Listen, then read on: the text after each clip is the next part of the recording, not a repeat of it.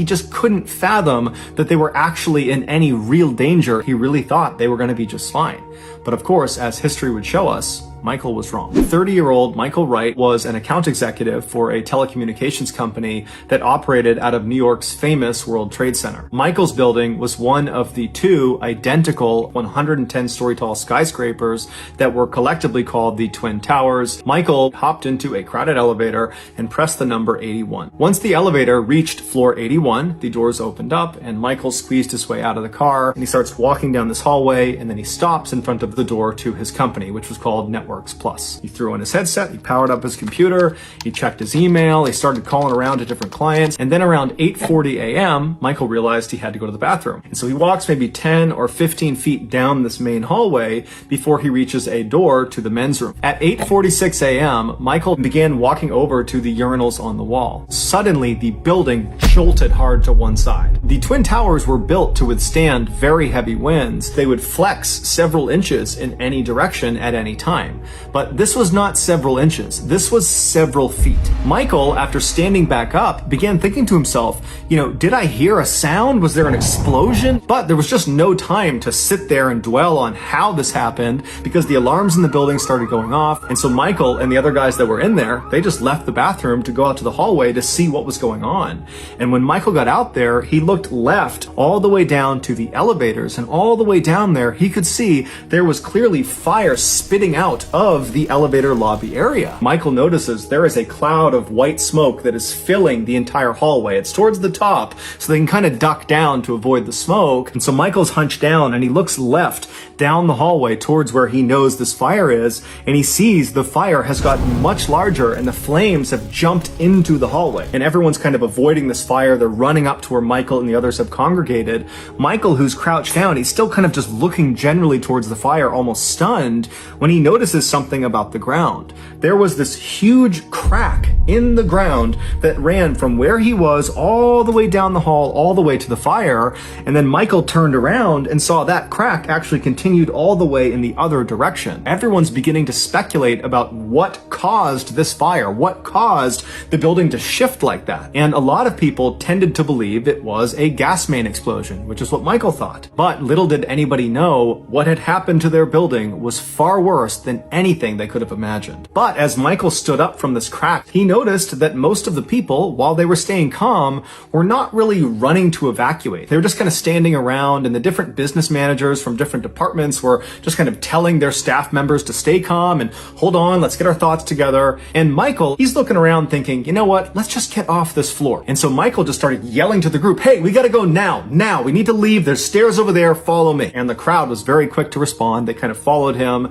and he opened the door, he goes into the stairwell, and he lets some people go in, and before long, there's a very orderly double file line making their way down this stairwell. Michael remembers after he joined this double file line and began going down the steps, this immediate sense of relief, because in his mind, and in a lot of other people's minds that were in the stairwell with him, the problem was up there. It was the 81st floor, there was this one fire, it was localized, it would be dealt with, and they're already all the way down here, they'll be out of the building soon, so they got nothing to worry about. And so Michael and the rest of his coworkers just kept making their way down the stairs. It was very slow progress, and sometimes it would come to a complete standstill because other people on lower floors were entering the stairwell and joining in this evacuation. No one was panicking. There were some people that, were more worked up about it, but there really was this sense of safety. And so as they're kind of making their way down, most people were concerned with trying to place a call to their family to just tell them, hey, I'm okay, this crazy thing happened at work today, but, I'm going to be fine.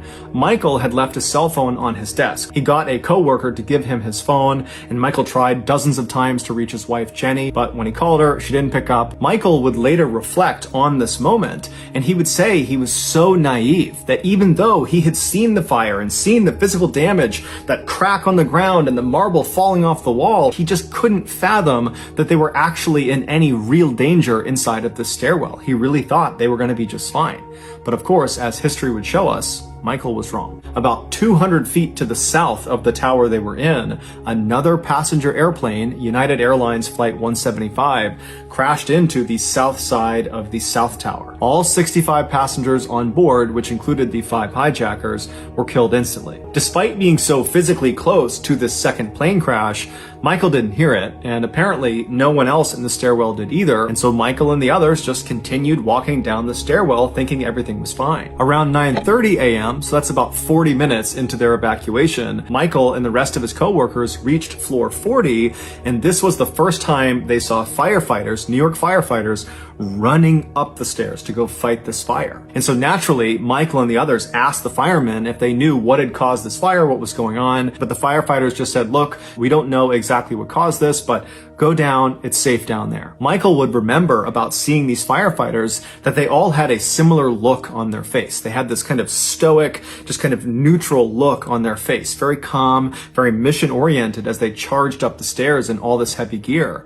But years later, as Michael reflected on that situation, he thinks about their faces, and now he believes the look they had on their face was actually fear. And unfortunately, most of the firefighters that ran past Michael and the others and went up to fight that fire in the North Tower, they would all perish. A few minutes later, Michael and the others made it down to floor 30. They heard people behind them, above them from higher floors, yelling for people to get out of the way. And so Michael turned around and looked up, and he saw there were some people carrying other people down the stairs, and they were trying to clear a path to get these injured people down. And so Michael, like everybody else, kind of sucked up against the side of the wall to let these people pass. And when they did, he saw there were 2 injured people. Now they were on edge. Everyone was kind of thinking to themselves, how bad is this fire? Who else got hurt? What actually happened up there? A few minutes later, Michael and his coworkers got down to floor 20, and that's when they saw there was this firefighter yelling to everyone, asking, hey, does anybody know CPR? And so Michael, he had been trained in CPR 10 years earlier in college. And so he and another guy that was near him volunteered to be these CPR guys. And so they went over to this firefighter who explained to them, stay right here and be ready to do CPR on anyone that is brought down to you.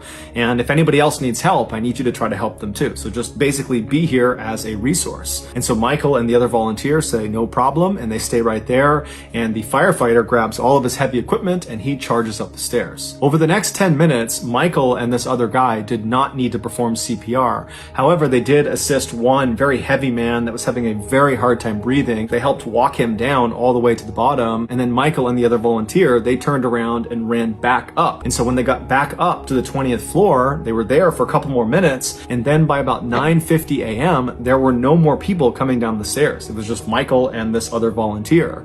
And so that's when they decided that it's time to go. And so they bounded down the stairs and they got all the way to the ground floor at about 9:55 a.m.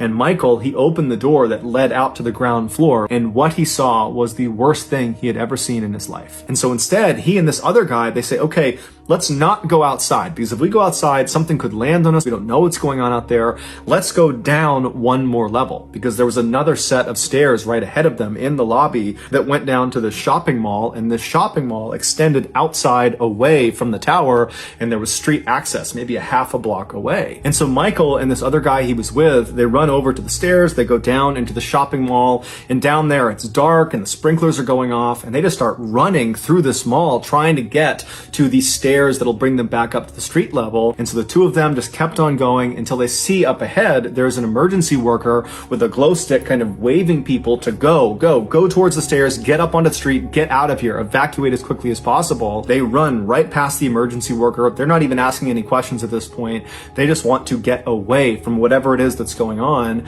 And so they get to the base of the stairs when Michael hears this really loud cracking sound coming from somewhere outside. They get out to the street, and Michael just instinctively looks to his right. He looks down the road because that's generally where he thought he heard that really loud cracking sound coming from. And he found himself just looking at the reflection on the Millennium Hotel, and he noticed it was reflecting the South Tower. And as he's staring at this reflection of the South Tower, he suddenly realizes what that loud cracking sound was. It was the sound of the South Tower collapsing. They just run back down into the mall as fast as they can, and suddenly Michael began to hear the sound of other people crying and moaning. Every breath he took in, there was all this smoke in the air, so it was very hard to breathe. And so Michael managed to rip off his shirt, which was already soaked from the sprinklers when they first came in, and he wrapped it around his head so it was a little bit easier to breathe. And so breathing through his shirt, Michael finally composes himself, and then Michael, he's thinking to himself, I don't know what I'm supposed to do right now, but I know I need to move. And so he just started crawling. He has no idea where he's going. It is truly pitch black. And then there's this miracle. he sees a little ways away from him, a light comes on. And so he just started crawling towards this light, and he managed to go up and over all this debris, and finally he gets to this clearing where this light is, and it turns out the light was a flashlight held by a fireman who had also survived the collapse of the South Tower. And so Michael crawls over right near this guy and realizes he can stand up. There's enough clearance. He stands up and he looks at this fireman, and Michael says to him, "What are we going to do now?" And so this fireman apparently was remarkably composed, and he doesn't really say much to Michael. Instead, he just pulls his axe off his shoulder and kind of gestures for Michael to follow him. And so he leads them over to this wall, and he rubs away a lot of soot and dirt to reveal a glass window. And so he tells Michael to stand back, and the fireman winds up and he smashes this window, and on the other side of this window is this Borders bookstore, and in the middle of this Borders bookstore is a staircase that goes up to the main floor and out onto the street. And so Michael thanked this fireman and then climbed through this opening into this bookstore, and as he was climbing through, he looked back towards the rubble and he saw there were lots of other people that were crawling out of the rubble and were getting in line to also climb into the bookstore. And so Michael, once he was through, he waited for a few people, and then they together ran to the staircase. They went up to the first floor and they went out to the street, and they could barely see in front of them. And so Michael just reflexively began running away from the towers. And at some point he heard another very loud cracking sound behind him, but he didn't even turn around. He just kept on running. And it would turn out it was the sound of his tower, the North Tower, collapsing as well. And so Michael would eventually just continue running until he reached New York University. That was where his brother was working, and he hoped he would be there so he could tell him that he survived, that he was okay. But when he got to NYU, his brother wasn't there. However, there were staff people there that saw how horrible Michael looked. So they took him in, they cleaned him up, and they gave him a phone, and he was able to get in touch with his wife, and he told her that he was okay. And his wife and his entire family, they were convinced he was dead. Like most other survivors, Michael thinks to himself, why me? Why did I survive when so many other people didn't? But Michael tries not to dwell on that. Instead, he focuses on trying to honor the memories of the people they lost, and he focuses on trying to be the best father to his sons he can possibly be. And so that's going to do it, guys. Until next time, see you.